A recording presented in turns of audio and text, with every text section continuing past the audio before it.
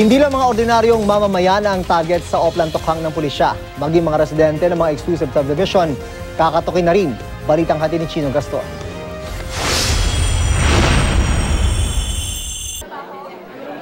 Kung sunod-sunod ang pagsuko ng users at pushers mula sa mga karaniwang barangay dahil sa Oplan Tokhang sa mga exclusive subdivision sa Metro Manila, ni isa wala raw sumusuko. Hindi rin daw pumapayag ang mga residente mula sa Forbes Park, Dasmariñas Village, San Lorenzo Village, Bel Air, Urdaneta at Magallanes Village sa Makati City dahil sa pag-aalinlangan sa anti-drug operations ng PNP. They're apprehensive pero once na may paliwanag natin, ito ang intention nitong barangay circular na ito, ipapaliwanag sila clearly sa kanilang mga residente para mag-proceed tayo, para makuha natin yung approval nila.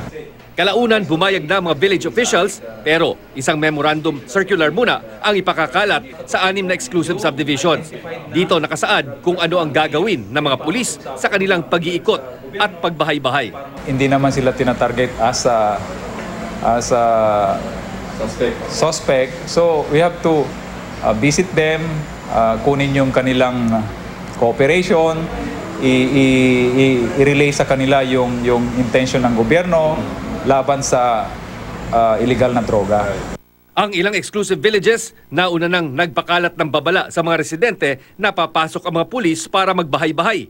Pero sa Barangay Batasan Hill sa Quezon City, may ilang subdivision pa na hindi tumutugon sa pakiusap ng pulis. Nakadalawang beses na raw nagpadala ng sulat ang Station 6 Commander sa Homeowners Association. Sinubukan namin kausapin ang mga opisyal ng Homeowners Association pero wala raw pasok. Sa labas ng meron sa mga gilid ng subdivision. Meron tayong mga surrenderies doon. Pero sa loob mismo wala. Wala pa sir sa ngayon. Ayon sa Volunteers Against Crime and Corruption, importanteng mapasok ng mga pulis ang mga exclusive subdivision. Nitong taon lang kasi, may mga shabu laboratory nang nadiskubre sa Ayala Alabang sa Muntinlupa, BF Home sa Parañaque at Philam Life Village sa Las Piñas City. Sa mga private places, diyan madalas na ginagawa ang pagtago po ng mga illegal drugs at mga illegal activities na pinagagawa nila. Si PNP Chief Ronald De La Rosa nangakong pantay-pantay ang pagtrato sa Oplan Tokhang gaya ng ginawa nila noon sa Davao City. Pwede naman katukin yan, actually. At ginagawa niyo ba yun?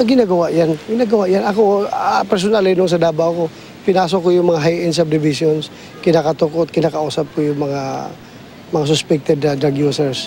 Then, successful naman tayo. Chino Gaston, GMA News.